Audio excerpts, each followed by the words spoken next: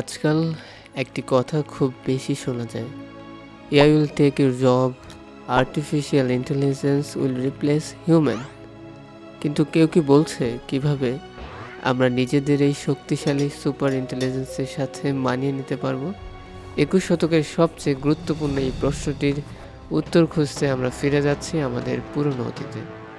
আপনি জেনে অবাক হবেন যে 1800 শতকে অসাধারণ হওয়ার জন্য যে স্কিলটির সবচেয়ে বেশি প্রয়োজন ছিল সেটি হচ্ছে পড়তে জানা এবং লিখতে পারা। 1969-এ যখন ইন্টারনেট আবিষ্কার হয়েছিল তখন প্রেক্ষাপট কিছুটা পরিবর্তন হয়েছিল। কোডিং এমন একটি স্কিল ছিল যেটি আপনাকে বিশ্বের শীর্ষে পৌঁছে দিতে পারত। সময়ের পরিক্রমায় আমরা এখন সাক্ষী হচ্ছি একের পর এক পরিবর্তনে। আমরা এখন পঞ্চম শিল্প বিপ্লবের ধার প্রান্তে দাঁড়িয়ে। তবে এখানেও কি পুরনো পৃথিবীর সেই অলিখিত নিয়ম টিকবে যা মানুষকে একের পর এক যুগান্তকারী পরিবর্তনের সাক্ষী করেছে? উত্তর হচ্ছে হ্যাঁ। তবে তার আগে আপনাকে একটা গল্প শুনতে হবে। এই গল্পের নায়ক হচ্ছে নেপোলিয়ন বোনাপার্টে, আমার পছন্দের একজন হিস্ট্রিক্যাল ফিগার। তিনি তার জীবনে প্রায় 76টির বেশি যুদ্ধে অংশগ্রহণ করে। তার প্রায় 90% যুদ্ধে তিনি জয়লাভ করেন। So my question is, how do you explain such success? তিনি একজন মিলিটারি জিনিয়াস ছিল যার কাছে যুদ্ধের বিভিন্ন কৌশল নিয়ে যথেষ্ট পরিমাণ রিসোর্স ছিল, যেটি তার সৈন্য এবং সেনাপতিদের দিতেন, যেটি তাকে সাফল্য এনে দিত। মজার ব্যাপার কি জানেন, তখন কোনো কিছু সম্পর্কে জানতে হলে খুব ভালোভাবে আপনাকে কঠিন যাত্রায় নামতে হতো, কারণ নলেজটা অনেক বেশি পরিমাণ সিকিউর ছিল। সমাজের এক অংশ এই নলেজ ব্যবহার করেছে, অপর অংশ কখনো সেই তথ্য সম্পর্কে জানতেই পারেনি। আপনি নিশ্চয়ই এই ভিডিওটা দেখেছেন যেখানে একজন বলছে এডুকেশন ইজ এ ট্র্যাপ।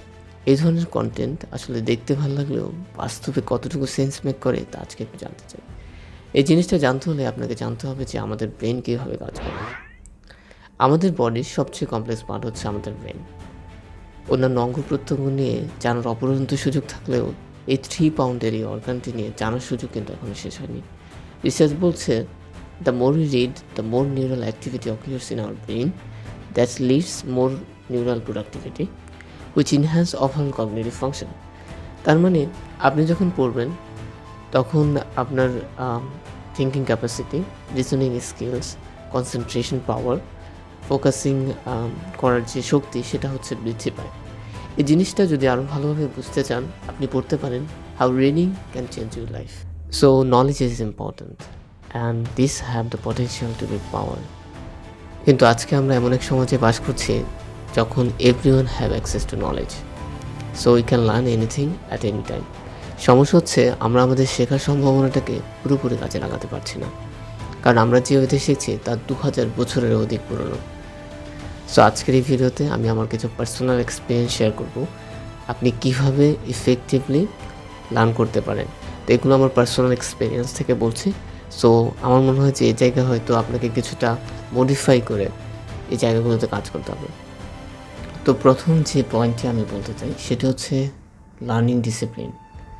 আপনি যদি কোনো বিষয়ে দক্ষতা অর্জন করতে চান বা খুব তাড়াতাড়ি কোনো কিছু শিখতে চান তাহলে আপনাকে অবশ্যই এই যে বিষয়টাতে হচ্ছে রেগুলারলি একটা টাইম দিতে হবে, এবং রেগুলারলি যদি আপনি পড়েন তাহলে আপনি একটা লং টার্ম একটা ভালো আউটপুট আপনি পাবেন। সেকেন্ডলি যেটা বলতে চাই সেটা হচ্ছে প্রপার এক্সপোজার। আপনি যে বিষয়টা শিখছেন সেটি কেন শিখছেন, সেটি কিভাবে কাজে লাগবে, এই প্রশ্নটা এবং এই উপলব্ধিটা থাকতে হবে। তাহলে আপনার এই নলেজটার প্র্যাকটিক্যাল ইমপ্লিমেন্টেশন আপনি করতে পারবেন, যেটি আপনার এই জানার যে আগ্রহটা সেটাকে এক ধাপ এগিয়ে নেবে। সো আমি 3টি পয়েন্ট নিয়ে বলেছি। প্রথমটা হচ্ছে লার্নিং ডিসিপ্লিন, সেকেন্ডটি হচ্ছে প্রপার এক্সপোজার, থার্ড যে পয়েন্টটি সেটা হচ্ছে প্র্যাকটিক্যাল ইমপ্লিমেন্টেশন, আর ফোর্থ যে ব্যাপারটা সেটি অবশ্যই ইম্পর্টেন্ট, সেটা হচ্ছে নেটওয়ার্কিং। আপনি যে বিষয়ে দক্ষতা অর্জন করতে চান বা করছেন সে বিষয়ে জানে এমন মানুষদের সাথে কাজ করেন, কারণ তারা আপনাকে প্রপার ডিরেকশনটা দিতে পারবে। আপনি নিজের পার্সোনাল যে ল্যাকিংস সেটাও ফাইন্ড আউট করতে পারবেন, এবং সময়ের সাথে সাথে আপনার যে জানার আগ্রহ বা আপনি নিজের অবস্থান সম্পর্কে জানতে পারবেন। তা আমার মনে হয় যদি আপনি 4টা পয়েন্ট মাথায় রেখে যদি আপনি কাজ করেন তাহলে আপনি নিশ্চয়ই একটা ভালো আউটপুট পাবেন। Every great people have relentless hunger for learning. আপনি বিল গেটসের দিকে লক্ষ্য করেন, আপনি ইলন মাস্কের দিকে তাকান, সবখানে দেখবেন যে তারা প্রতিনিয়ত কিছু না কিছু শিখছে, এবং এই যে জানার আগ্রহ, এটাই আপনাকে অন্যদের থেকে আলাদা করবে। তো আজকের এই ভিডিওর মূল কথা হচ্ছে যে 21 শতক তাদের জন্য যারা শুধুমাত্র স্কিলফুল না, তাদের জন্য যারা প্রতিনিয়ত নতুন কিছু শেখার আগ্রহ দেখায় এবং যারা curious. So if you like this video, please subscribe to my channel, and thanks for watching.